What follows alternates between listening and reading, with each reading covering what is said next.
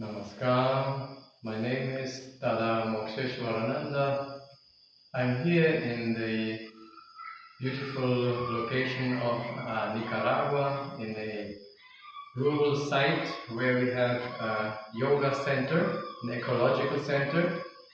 And this picture next to me is typical of what we are searching here is a connection with nature. Why do we connect with nature? Because nature reconnects us to our inner most original vibrations.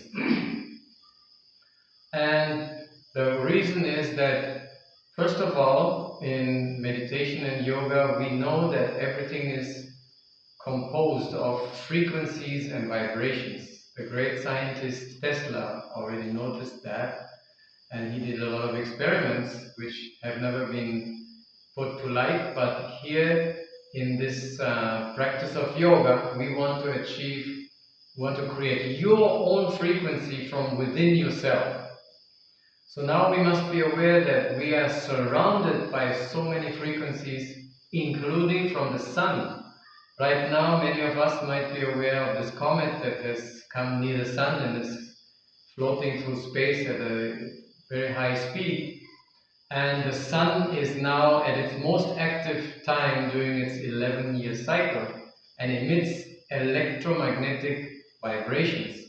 And these vibrations affect our thinking, our internet, our electric phenomena around the earth. And we see more northern lights, etc., etc. In fact, electricity is the main ingredient, or we can say the most important part in plant and biology life, and also in our minds and in our thinking.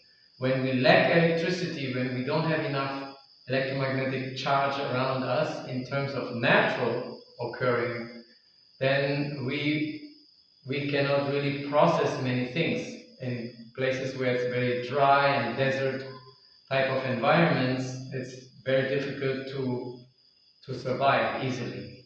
So now the idea of yoga and meditation is to enhance and accumulate more of this charge, of this electric charge, through breathing, first of all, when we do breathing exercises, and through stretching.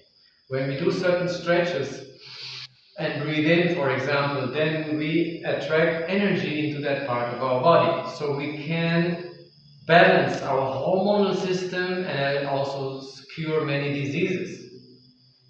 And so the second part of the meditation is to create this frequency within ourselves, which is done through a repetition of a mantra. When we repeat this mantra for a certain number of times, we create certain effects in our minds, and especially if it has meaning, and especially if it has been vibrated by a great master, then the mantra has a tremendous effect to awaken consciousness energy within us. We will be more aware, we'll be more clear in our minds, and we can take better decisions for all the daily things we are doing in our lives. And so this is an example of a yogi meditating in nature, and the idea is that eventually this consciousness will rise through the different centers in our body and eventually reach here at the top of our heads, and that is called the illumination or moksha. So once we reach there, then we are at the finality of what yoga wants, is to be completely connected with the whole cosmos. And at that point, we also become very powerful. And so we can, just by our thoughts, direct the weather. We can influence other people's thinking. We can even hypnotize millions of people just through projecting our minds.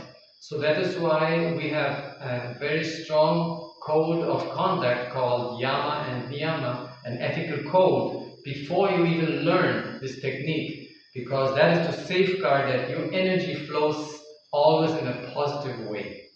So these are the main ingredients of yoga: accumulating energy, mostly electric, and doing stretches, breathing exercises, and meditation, and all this together with the guidance of a master and the ethical principles is what will help the human beings to progress very fast.